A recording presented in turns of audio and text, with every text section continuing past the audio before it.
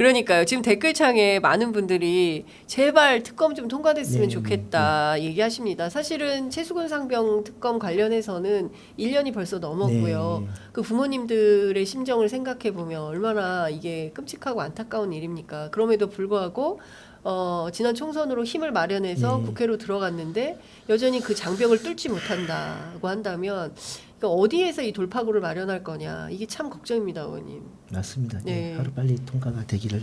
예, 그렇습니다.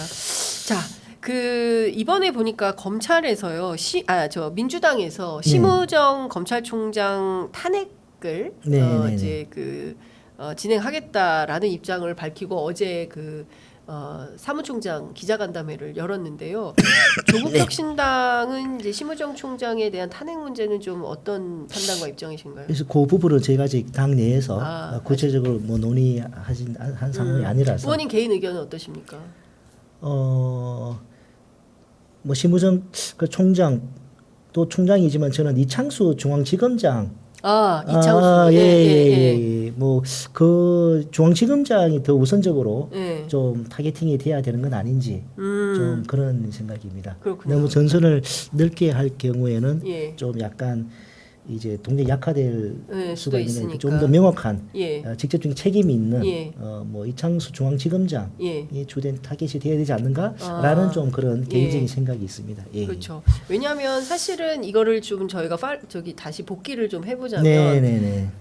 총선이 끝나고 상당히 그 여권에 불리한 상황이 되자 네. 갑자기 느닷없이 김주현 네, 전 네, 그 네. 검사장을 예.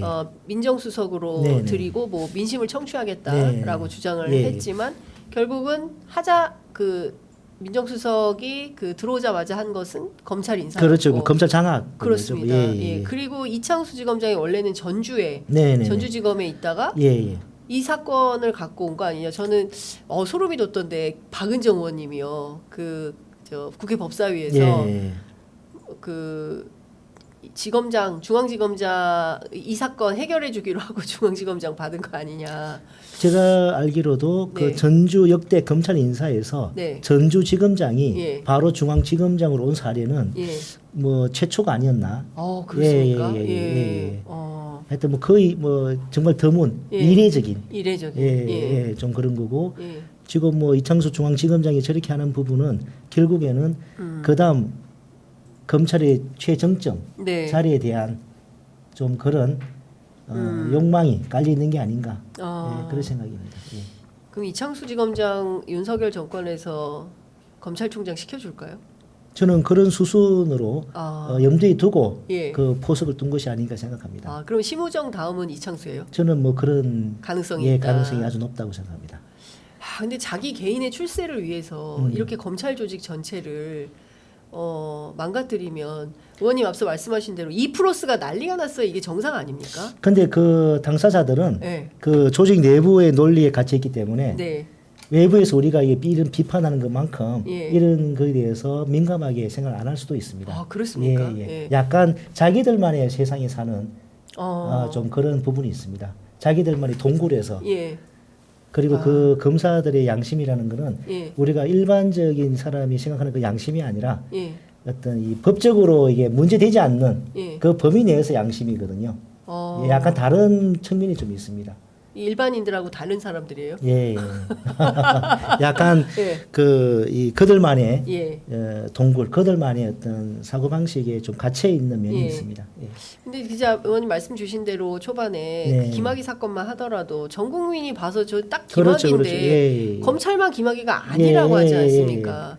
그러니까 말할 수 없다고 뭐 이렇게 이야기를 했죠. 명품백도 전 국민이 보기에 어떻게 생각해 보십시오. 검찰이 그렇게 얘기하는 유치원 교사가 그런 명품백을 학부모한테 받았다면 그 사람은 어떻게 하겠어요? 당장 입건해가지고 수사해서 재판에 넘기겠죠. 그런데 버젓이 온 국민이 다 그 영상을 봤는데도 검찰은 오로지 그 청탁금지법만 적용을 해서 다른 뭐 변호사법 위반이나 알선수재나 이런 건 검토조차 아니하고 그냥 무혐의 불송치 그렇죠. 결정을 해버린 거 아닙니까? 잠깐 언론에서 뭐 시끄럽긴 하지만 조금만 지나가면 또 잊어버린다. 또 다른 사건을 덮고 하는 게 한국의 정치 사회 현실이니까 그냥 뭐 그렇게 생각들 하는 거죠. 그러니까 제가 보기에는 국민들을 참 우습게 하는 것 같습니다. 검찰이. 그러니까 뭐 네. 국민들을 네.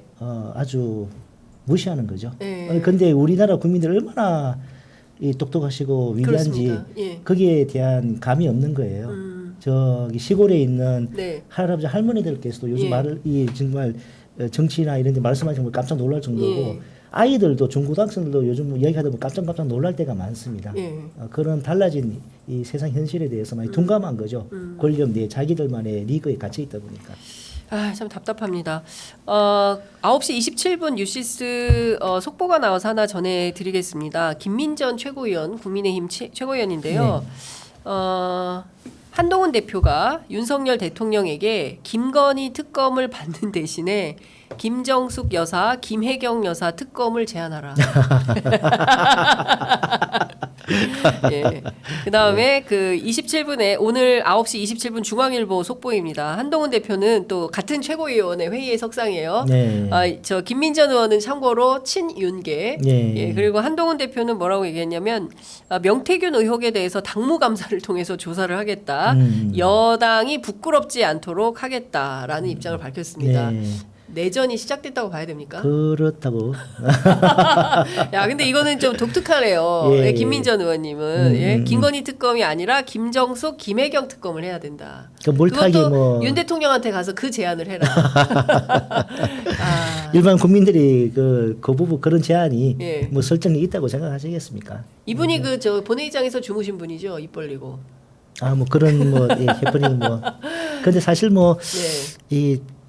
특히 오후 시간은 네. 졸릴 때가 많이 있긴 합니다. 저는 뭐 잠깐 뭐 그런 부분 가지고 네. 좀 놀랄 것은 아니다라는 말씀을 좀 주셨습니다. 아이고 지금 41분이어서 조금만 더 좀 여쭤보도록 하겠습니다. 의원님 가셔야 되는 시간인데 국감을 하러 가셔야 되는데 제가 더 붙잡고 있을 수는 없고 그 명태균 씨 관련해서 이거는 한번 제가 여쭤보고 싶어요.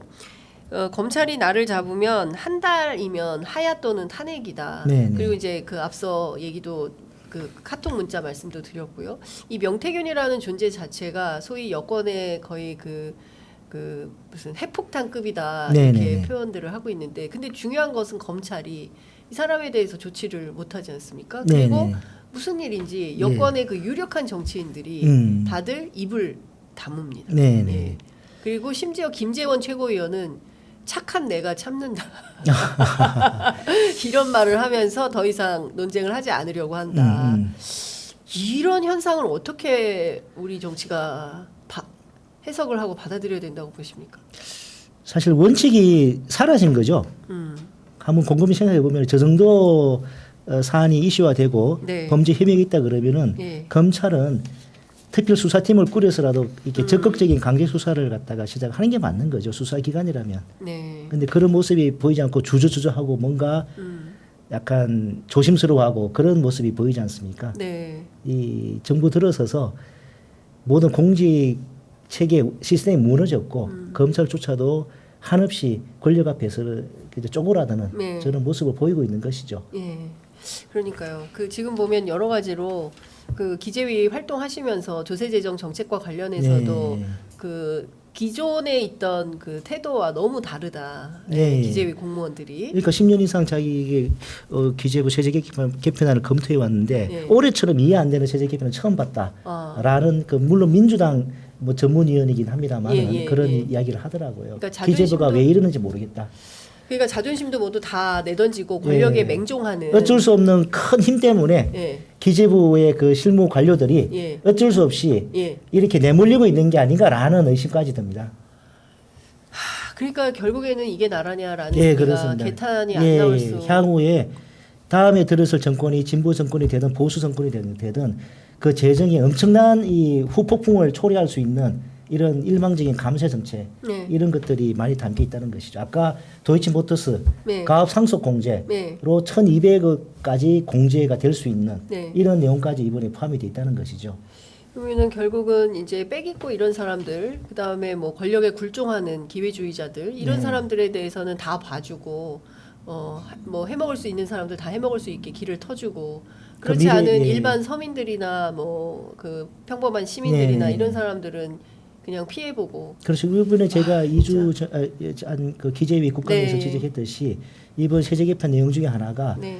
그 연 매출 5억 이제 지금 현행은 이제 10억 이상 10억 미만의 경우에 이제 부가세 공제해주는 네. 해주는 이제 일정 % 해주는 제도인데 그걸 갖다가 이제 5억 원으로 낮추는 내용이 있습니다. 네. 근데 이 우리가 알고 있는 편의점, 예. 그 또 치킨집 예. 이런 경우는 연 매출 5억이 넘어가는 경우가 많아요. 근데 워낙 이제 그 이 저 원가 자체가 네. 세기 때문에 예.